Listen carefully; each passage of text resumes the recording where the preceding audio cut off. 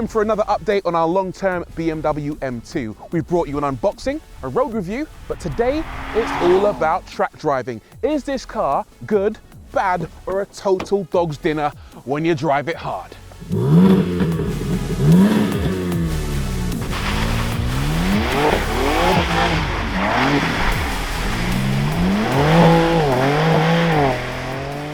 Okay, so a quick recap. The latest M2 follows the typical BMW recipe. Grab yourself a 2 Series, dump that weak standard powertrain in favour of a 3-litre straight 6, slap it under a long bonnet, connect that to a transmission of some description, add a short wheelbase, a wide track, and send all the power to the rear wheels.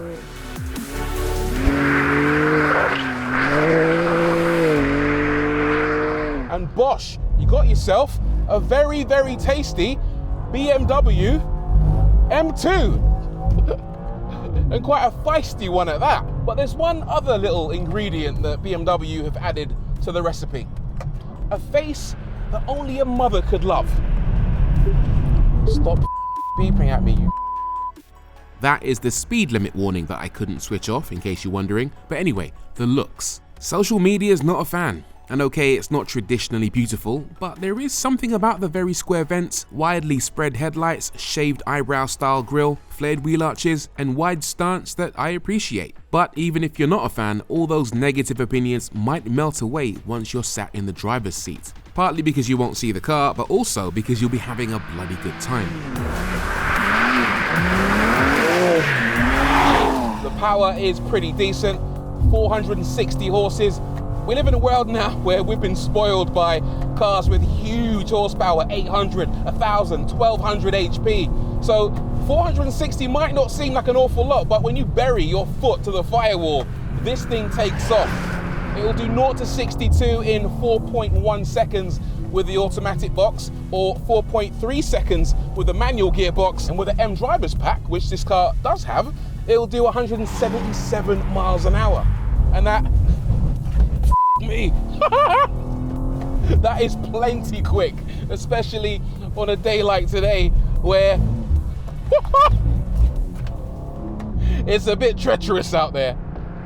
Just a quick one for you guys who always leave a comment saying, why do you always drive when it's raining? It's because we don't have a choice. We live in the UK. The choice is stay at home or go out, put your big girl pants on, and enjoy it. 24 miles of range, you kidding me? Yeah, so fuel can be an issue too. BMW says up to 29 miles per gallon with the auto box, but obviously on track you can expect somewhere nearer 15, especially when that big engine is howling. The noise isn't fantastic. It's that familiar 3-litre straight 6. It growls, it pops and bangs, but it's a little bit more discreet than before, and you can blame the various noise and emissions regulations for strangling that slightly. If you want it to be louder, you're going to have to buy yourself an aftermarket exhaust. So it's good then, but there's a very large elephant in the room. It's heavy.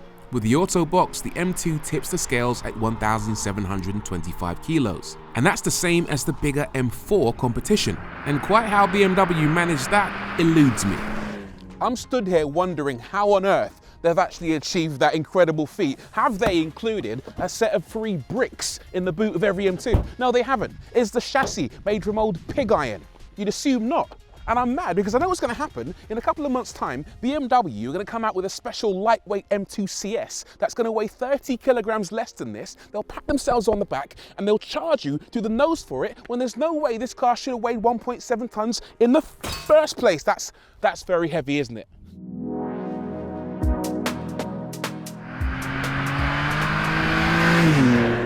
Does the weight affect the way this car drives? Well, psychologically you think it will, absolutely. And part of that is down to the fact that it's full of all the latest mod cons. And that includes this enormous display in front of you. It's got a decent stereo and literally all the toys you could hope for.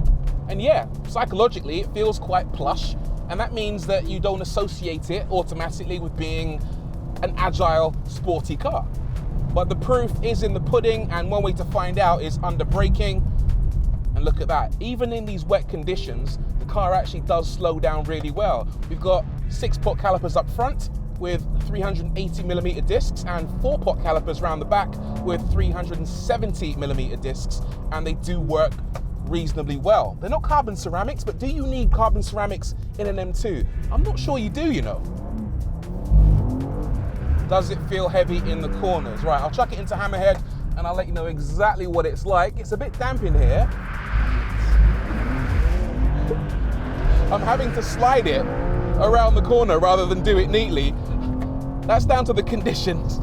But what I will say is that it does feel a bit heavy, but not as heavy as you might expect. And that's down to the fact that most modern cars all kind of feel heavy anyway. And also, manufacturers, especially BMW, are getting really good at disguising the weight of their cars.